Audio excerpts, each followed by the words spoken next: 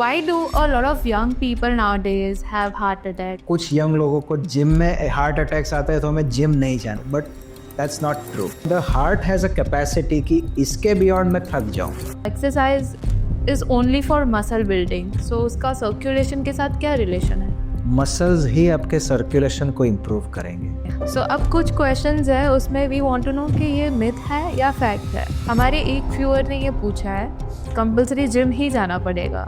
Myth. I can eat anything I want. This is a myth. जो exercise से आपके body को benefit मिला है, आप कुछ भी कचरा खा के वो बेनिफिट को आप जीरो कर रहे हो. मुझे ब्लड प्रेशर है तो एक्सरसाइज करने से मेरा ब्लड प्रेशर और शूट अप होगा. Welcome to the podcast doctor Sumit. आपके एक्सरसाइज के videos are gaining a lot of traction. A lot of people are benefiting from it and they are engaging with the videos. बहुत questions पूछ रहे हैं, तो I'm sure आज के इस podcast में we will be busting a lot of myths and giving facts to the audience. Definitely. So the very first question is, how does exercise help with circulation? What is the science behind it? See, exercise, we know that helps in multiple ways. It's not just for your muscles that you exercise. Any amount of exercise done will give an increase in the overall blood flow. So it helps improving what is called as the arterial blood flow, जो pure blood heart से अलग अलग organs में जाना चाहिए. That whole circulation improves with exercise. So it is also beneficial for people who have leg artery blockages, जिनको arteries बंद है.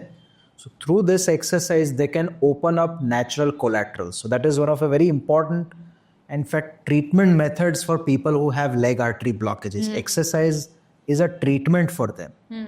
Similarly, जिनको varicose veins या venous valves का problem है, where blood पूरा पैर में भरा रहता है. So the more they exercise and use their calf muscles, ये muscles जो है वो impure blood को पैर से वापस heart की ओर लाने का काम करते हैं. So exercise helps in arterial as well as vein, both circulations. Correct. So why do a lot of young people nowadays have heart attack and blockages? क्या reason है उसके पीछे? In fact, आप ये भी कह सकते हैं कि कुछ यंग लोगों को जिम में हार्ट अटैक्स आते हैं तो हमें जिम नहीं जाना चाहिए, but that's not true. See, whenever you exercise, you have to be careful कि आपका हार्ट रेट कितना ज़्यादा बढ़ रहा है. So ये फिटनेस वॉचेस है, they are very helpful.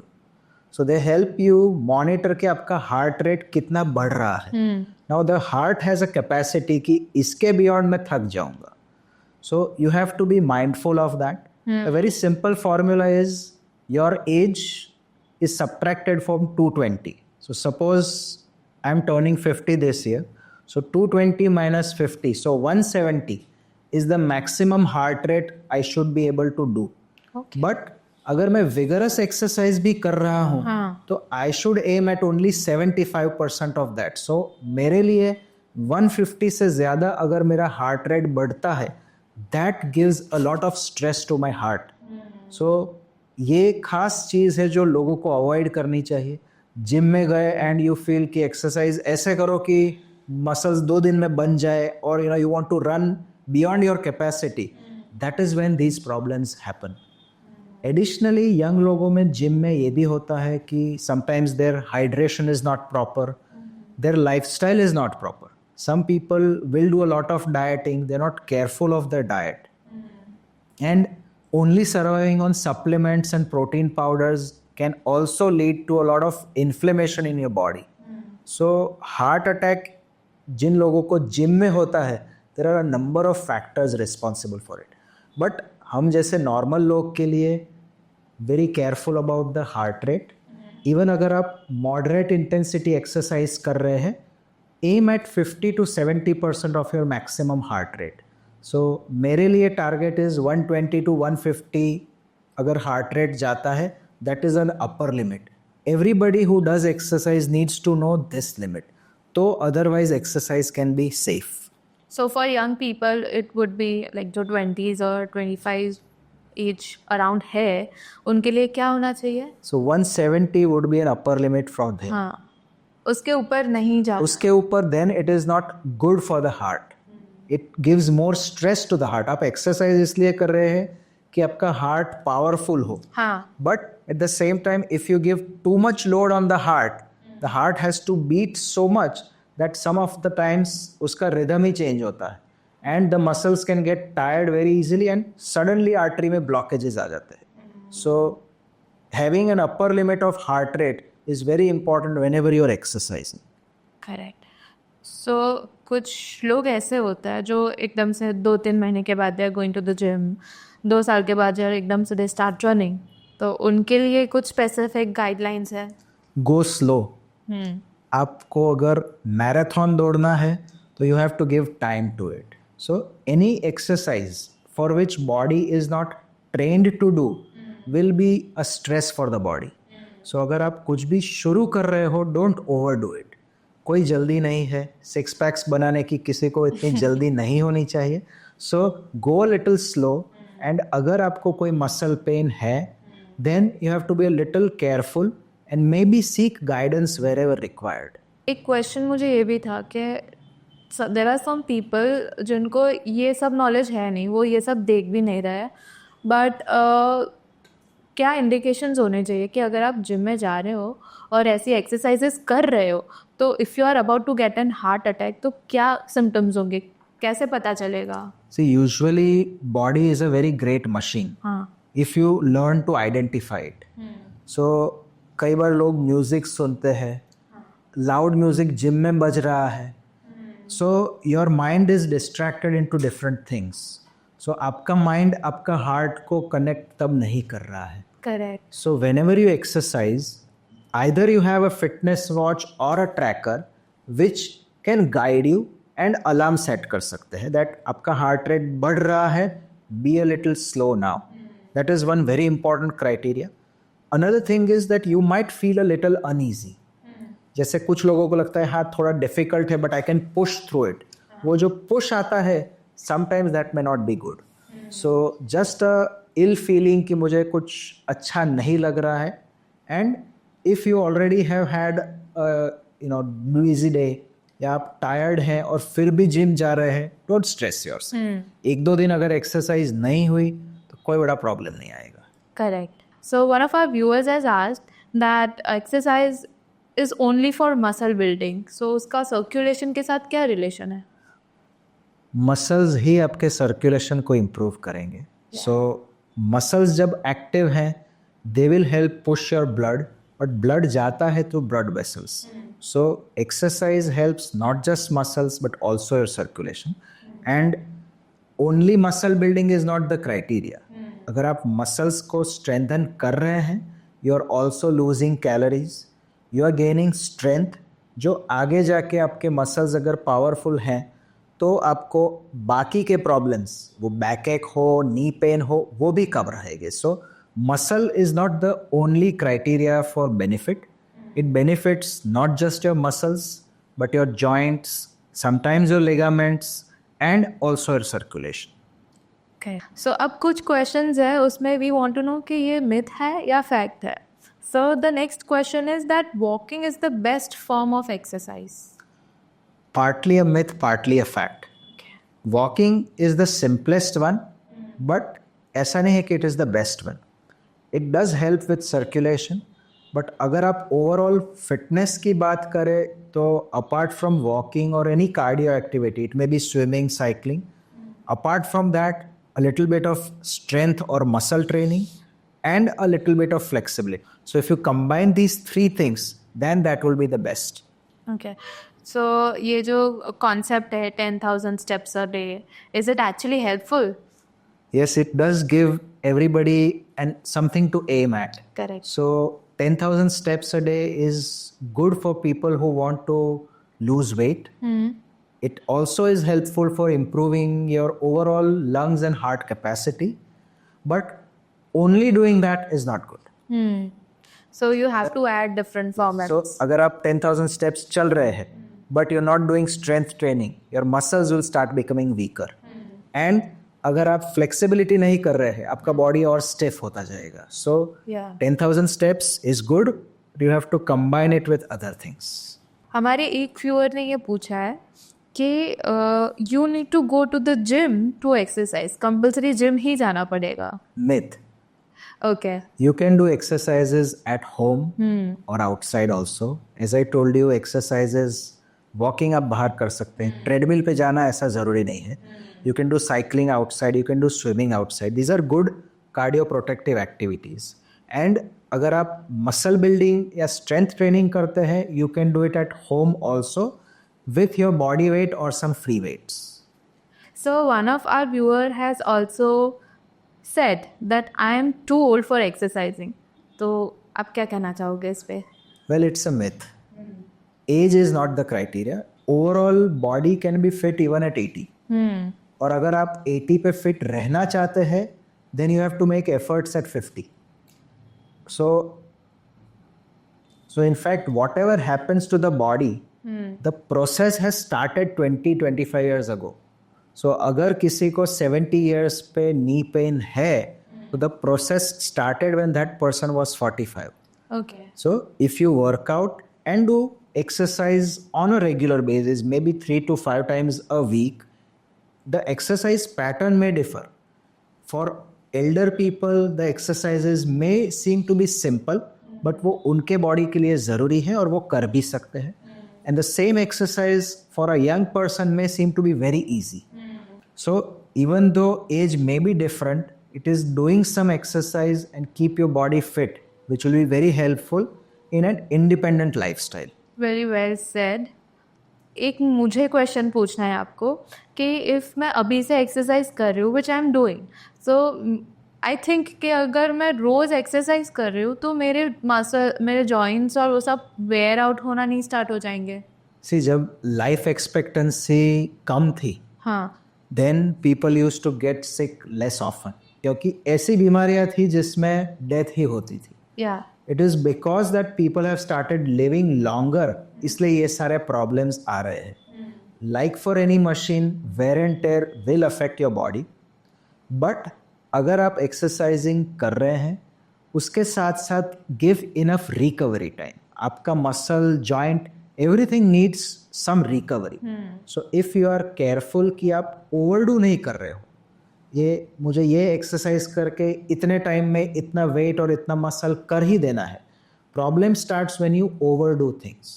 और अगर आप लेग एक्सरसाइजेस पर टिके हुए हो and you keep doing that for a month, that is not good. That is why most training schedules will have working on arm for one day, giving rest to the arm, doing another exercise the next day. So आप muscles को बीच बीच में rest देते हैं. So you give time for recovery, then body will take care of itself. Okay. Moving to the next question. So एक lady ने ये पूछा है कि as a woman, should I also be doing strength training or weightlifting along with other formats of exercise? So ये वैसे तो fact है. पहले ये मानते थे कि अगर आप फीमेल है then you should not be lifting weights, वरना आपके muscles boys जैसे बड़े bulging हो जाएंगे. But for males to get bulgy muscles, they also need testosterone hormone. So for females who do strength training, their overall body pain will be much less and it will help them in later years. So even if you are a female, you should always incorporate some amount of strength training. It can be weights or it can be even using body weight in different exercises. Moving forward, the next question is, as I exercise regularly, I can eat anything I want. This is a myth. क्योंकि आप कुछ भी खाओगे, body को ऐसा नहीं है कि only exercise will help. Diet and lifestyle, proper sleep, proper nutrition, everything is important. So आप खाना कुछ भी खा लो and you want to compensate by exercising, body will get tired easily. So they are reversing the effects of exercise by eating anything everywhere. Exactly. So जो exercise से आपके body को बेनिफिट मिला है, आप कुछ भी कचरा खा के वो बेनिफिट को आप जीरो कर रहे हो. करेक्ट. सो ये व्यूअर्स के लिए बहुत इम्पोर्टेंट है. सो ये क्वेश्चन पर्टिकुलरली आई गेस किसी पेशेंट ने पूछा है. So exercise should not be done by people who have poor circulation. So is it correct? It's a myth. जैसे मैंने बताया कि exercise will help in improving arterial blood flow and venous blood flow. So अगर आपको varicose veins का problem है या आपको leg artery में blockages है या peripheral arterial disease है, exercise in any form will definitely help you. In fact, हमारे channel पे we have a very good exercise on how to improve circulation in your legs. Yes. And अगर आपने नहीं देखा है, please watch it. I have seen it. और viewers ने भी देखा है उसको. So please go and watch it because उस पे बहुत ज़्यादा engagement and traction आया and it is very helpful. So moving forward to the next question, someone has asked, okay, should I wear my stockings while exercising? Yes, because जिनको varicose veins है या varicose veins जैसे problems है, it can be chronic venous insufficiency या leg edema. So for them जब भी वो exercise कर रहे हैं circulation बढ़ रहा है. अगर आप stockings नहीं पहनेंगे तो वो veins में blood ज़्यादा भरेगा. So you are likely to end up with more problems if you don't wear stockings. So it is always better अगर आप stockings पहन के exercise करें, that will be very helpful. किसी ने ये भी पूछा है कि मुझे ब्लड प्रेशर है तो एक्सरसाइज करने से मेरा ब्लड प्रेशर और शूट अप होगा. टेम्परली whenever आप एक्सरसाइज करते हैं blood pressure will go up, but उसके लॉन्ग टर्म इफेक्ट में ब्लड प्रेशर एक्चुअली कम होता है. बिकॉज आप एक्सरसाइज करते हैं, आपके ब्लड वेसल्स ज़्यादा डायलेट होते हैं, सो देन जो रेजिस्टेंस है बॉडी को जिसकी वजह से ब्लड प्रेशर हाई होता था, दैट रेजिस्टेंस और peripheral resistance goes down. So blood pressure actually थोड़ा कम होगा. उस टाइम पे मोमेंटरली बढ़ेगा, बट अगर किसी को ब्लड प्रेशर है they should avoid very high intensity workouts. थोड़ा normal easy going exercises करके धीरे धीरे बढ़ाए, then their blood pressure will not be affected. मैंने ये भी सुना है कि अगर आपको ब्लड प्रेशर है तो एकदम से हेवी वेट्स नहीं उठा लेने चाहिए, मतलब वजन नहीं उठाना चाहिए, तो ये करेक्ट है? Partly yes, because any sudden strenuous exercise, it can be anything, lifting weight या sprint लगा दिया या HIIT अगर कोई करते हैं, high density interval training, varying within a matter of seconds आपका हार्ट रेट जूम हो जाता है. Those things should be avoided by people who have high blood pressure. Okay, Rajesh ji ने ये भी पूछा है कि मुझे एक्सरसाइज नहीं करनी है, मैं मसाज करवा लेता हूँ, मुझे अच्छा भी लगता है, तो what are your thoughts on that? Massage is helpful for relaxing your muscles and fascia. So अगर आप ज़्यादा एक्सरसाइज करते हैं और फिर मसाज कराए then it is good. But exercise ही नहीं करा रहे हो तो मसल्स को रिलैक्स करके क्या होगा फ़ायदा? Correct. You have to exercise and then use massage as a therapy. So सिर्फ मसाज से कोई फ़ायदा नहीं होने वाला है. सो अगर किसी को डायबिटीज़ है, वो चल नहीं पा रहा है, स्विमिंग नहीं कर पा रहा है, एक्सरसाइज नहीं कर पा रहा है, तो फिर वो क्या करे? उन लोगों के लिए जो एक्सरसाइज नहीं कर पा रहे हैं, we have a very simple alternative जो आप घर पे कर सकते हैं. सो आप भी कर सकते हैं मेरे साथ. We can focus right on the legs then. I will show you a very simple exercise which कोई भी घर पे कर सकता है. Especially for diabetics this is very useful. So this exercise is called as soleus push-up. ये soleus हमारा calf muscle है which stores a lot of glucose. So अगर आपको ग्लूकोज लेवल भी कम करना है, this exercise will help you. So पंजे को आप नीचे रखेंगे, keep the front part on the floor और heel को आपको उठाना है, थोड़ा सा फोर्सेबली कीजिए. So ये soleus मसल से आप पुश अप कर रहे हैं and you will feel a stretch here in your calf muscle here. So वो you can feel that your calf muscle is contracting and releasing.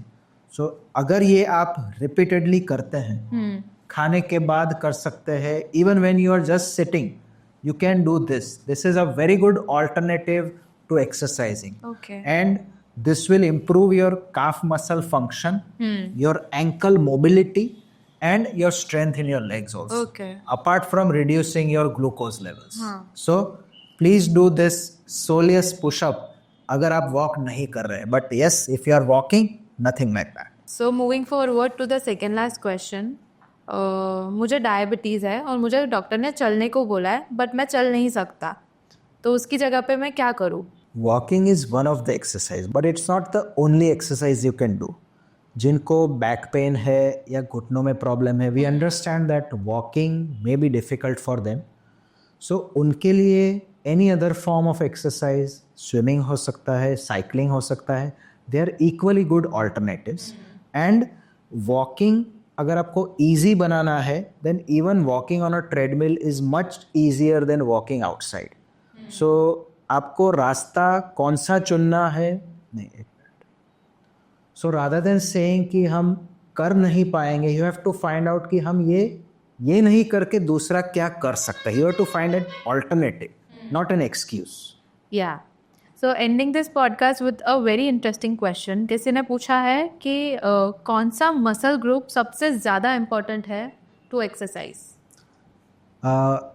वैसे देखे कुछ लोगों को लगता है जिम जा रहे हैं तो we should work on our biceps, क्योंकि यही दिखता है. हाँ. बट बॉडी में अगर सबसे इम्पॉर्टेंट मसल टू एक्सरसाइज में बोलूँ तो they are your leg muscles, your thigh and calf muscles and hip muscles, because they help not just in circulation but maintain your overall strength, your mobility.